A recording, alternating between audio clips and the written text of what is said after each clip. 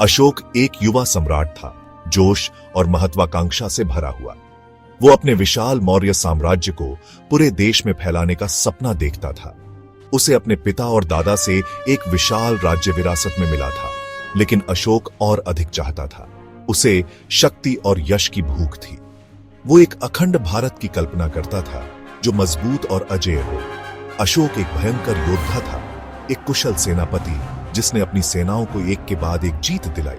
उसने एक एक करके राज्यों को जीत लिया, अपने साम्राज्य के विस्तार को बढ़ाते हुए। उसकी जीत ने उसे धन, शक्ति और अपनी प्रजा का प्यार दिलाया। हर विजय के साथ उसकी महत्वाकांक्षा बढ़ती गई और अधिक क्षेत्र और अधिक शक्ति की उसकी इच्छा को बढ़ावा देती गई।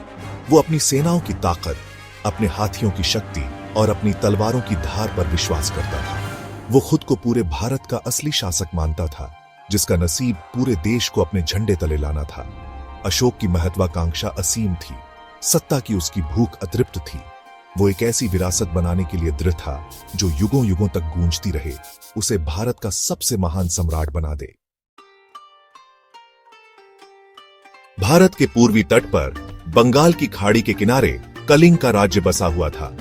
कलिंग गर्वी और स्वतंत्र लोगों की भूमि थी। वे अपनी उग्र आत्मा, आजादी के प्यार और किसी के आगे न झुकने के लिए जाने जाते थे। कलिंग के लोग अपनी आजादी को बहुत प्यारा मानते थे। वे समुद्री लोग थे, व्यापारी और नाविक, जिन्होंने समृद्ध शहरों और एक संपन्न संस्कृति का निर्माण किया था। वे कुशल योद्धा भी थे, जो अपनी मातृभूमि की रक्षा के लिए अपने प्राणों की आहुति देने के लिए तैयार थे। कलिंग का एक लंबा और समृद्ध इतिहास था, जो अशोक के विजय अभियान से अछूता था। यह उपजाऊ घाटियों और हलचल भरे बंदरगाहों की भूमि थी, व्यापार और संस्कृति का केंद्र। कलिंग वासियों ने अशोक की विजयों, उसकी विशाल सेनाओं और उसकी महत्वाकांक्षा के किस्से सुने थे, लेकिन उन्होंने भयभीत होने से इनकार कर दिया। वे अपनी भूमि, अपने जीवन के तरीके, अपनी पहचान की रक्षा किसी भी आक्रमणकारी से करने के लिए दृढ़ थे। वे मौर्य सेना की ताकत जानते थे, लेकिन डरते नहीं थे। वे कलिंगवासी थे और वे अपनी आजादी के लिए मौत तक लड़ेंगे।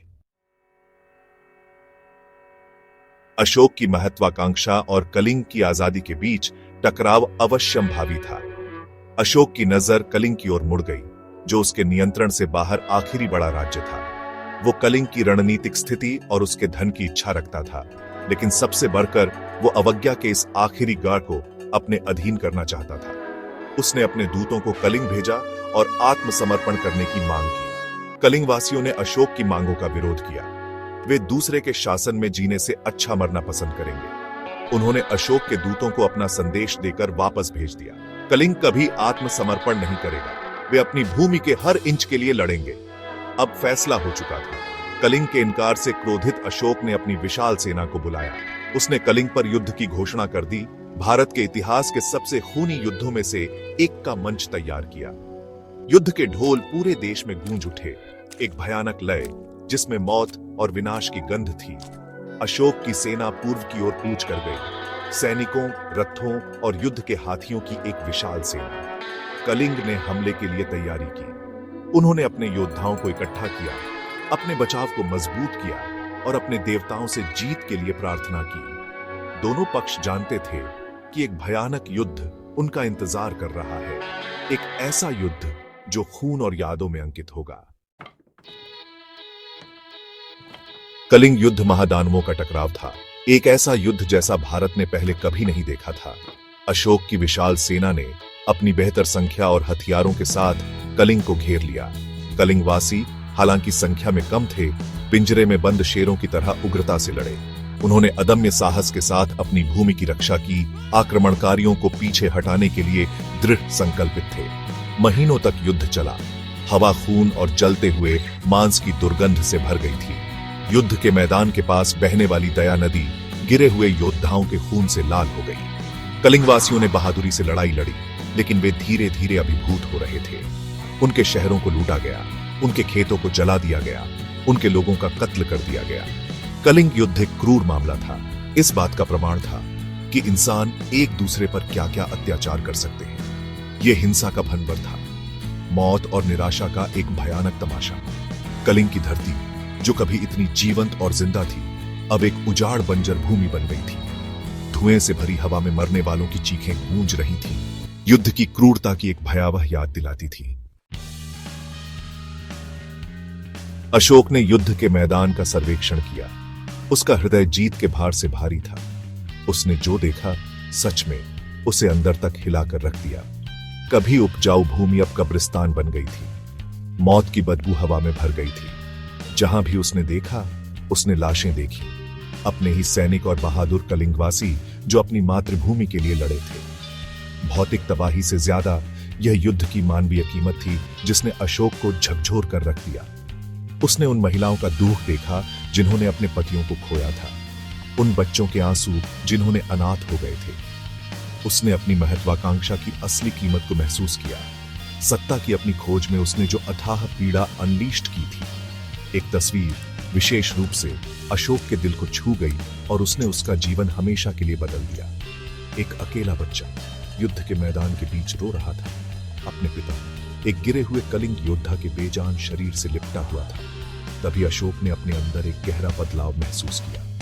वो पछतावे से भर गया। जिस जीत के लिए उसने इतनी बेसब्री से तरस रहा था, वो अब उसके मुंह में राख की तरह लग रही थी। उसने जमीन जीत ली थी, लेकिन किस कीमत पर? अशोक ने हिंसा का त्याग कर दिया, यह महसूस करते हुए कि असली जीत विजय में नहीं बल्कि खुद पर विजय पाने में है। उसने बौद्ध धर्म अपना लिया, शांति, करुणा और अहिंसा के उसके संदेश से आकर्षित होकर। बौद्ध धर्म ने उसे अपने पापों का प्रायश्चित करने के लिए सांत्वना और एक रास्ता प्रदान किया। उसने खुद को बौद्ध शिक्षाओं में डुबो दिया। उसने 4 आर्य सत्यों के बारे में सीखा। दुख का सत्य, दुख के कारण का सत्य, दुख के अंत का सत्य और दुख के अंत के मार्ग का सत्य। वो अष्टांगिक मार्ग को समझने लगा। सम्यक दृष्टि, सम्यक संकल्प, सम्यक वाणी, सम्यक कर्म, सम्यक आजीविका, सम्यक व्यायाम, सम्यक स्मृति और सम्यक समाधि के माध्यम से दुख से मुक्ति का मार्ग। निर्दयी विजेता अशोक अब नहीं रहा। उसकी जगह एक बदला हुआ आदमी खड़ा था। शांति का आदमी, अपने साम्राज्य पर न्याय, करुणा और धार्मिकता से शासन करने के लिए दृढ़ संकल्पित। अशोक ने एक नए विजय अभियान पर शुरुआत की, जमीनों की नहीं बल्कि दिलों और दिमागों की। वो शांति का अथक पैरोकार बन गया। बौद्ध धर्म का संदेश अपने साम्राज्य और उसके बाहर फैला रहा था। उसने दूत भेजे, युद्ध की घोषणा के साथ नहीं बल्कि शांति और सद्भावना के संदेशों के साथ। उसने लोगों और जानवरों दोनों के लिए अस्पतालों के निर्माण का आदेश दिया। उसने अपने लोगों का कल्याण सुनिश्चित करते हुए पेड़ लगाए और कुएं बनवाए। उसने शिक्षा, कला और संस्कृति को प्रोत्साहित किया। उसने युद्ध के ढोल की जगह धर्म, बुद्ध की शिक्षाओं की सुखदायक ध्वनियों से बदल दिया। उसने अपने साम्राज्य में स्तंभ बनवाए जिन पर अहिंसा, सहिष्णुता और सभी जीवित प्राणियों के प्रति सम्मान को बढ़ावा देने वाले उसके शिलालेख खुदे हुए थे। एक क्रूर विजेता से एक दयालु शासक में अशोक का परिवर्तन पूरा हो गया था। उसने अपना शेष शासनकाल युद्ध के जरिए पहुंचाए गए नुकसान को दूर करने, अपने द्वारा बनाए गए जख्मों को भरने की कोशिश में बिताया। अशोक की विरासत उसके साम्राज्य की भौगोलिक सीमाओं से कहीं आगे तक फैली हुई है। उसने एक दयालु दुनिया का खाका पीछे छोड़ दिया, एक ऐसी दुनिया जहां शांति सिर्फ एक आकांक्षा नहीं बल्कि जीवन जीने का एक तरीका है। स्तंभों और चट्टानों पर उकेरे गए उसके शिलालेख आज भी खड़े हैं, शांति और अहिंसा के प्रति उसकी प्रतिबद्धता का प्रमाण। उसने दुनिया को दिखाया कि असली ताकत ताकत में नहीं बल्कि धार्मिकता में है, विजय में नहीं बल्कि करुणा में है। अशोक, जो सम्राट कभी दुनिया को जीतना चाहता था, उसने कुछ बहुत बड़ा जीत लिया था, अपना खुद का दिल। उसने दिखाया कि बदलने में कभी देर नहीं होती। पछतावे और करुणा से कठोर हृदय को भी छुआ जा सकता है। उसकी कहानी एक कालातीत याद दिलाती है कि शांति कोई कल्पना नहीं बल्कि एक विकल्प है, एक ऐसा विकल्प जो हर व्यक्ति और हर राष्ट्र कर सकता है। अशोक का परिवर्तन हमें याद दिलाता है कि असली जीत अपने अंदर की नफरत, लालच और हिंसा पर विजय पाने में है। यह एक ऐसी दुनिया के निर्माण में निहित है जहां करुणा और समझ प्रबल हो, जहां मतभेदों का सम्मान किया जाए और जहां शांति सर्वोच्च हो। कलिंग युद्ध हालांकि अशोक के जीवन का एक काला अध्याय था, इतिहास में एक महत्वपूर्ण मोड़ बन गया।